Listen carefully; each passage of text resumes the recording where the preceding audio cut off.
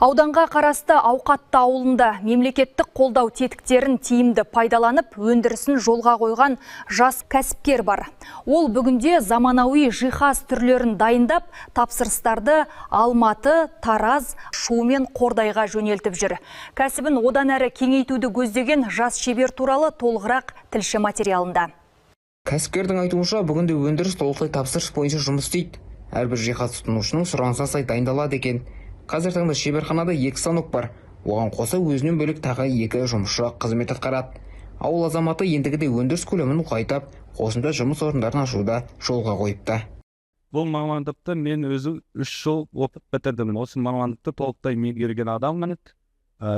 Осы кәсіпті бастағаныма осы жерден шамамен 1 жыл толық болды. Болашақта кеңейтетін ойым бар. Өзімнің қазіргі таңда 2 станогым бар. Бізде тек заказбен. Бізде көбінесе тапсырыстар Қордай, Мерке, Тараз, Алматы, Шудан да болады. Негізгі көп бөлігі осы маңайдан, ауылдық жерлерден түседі.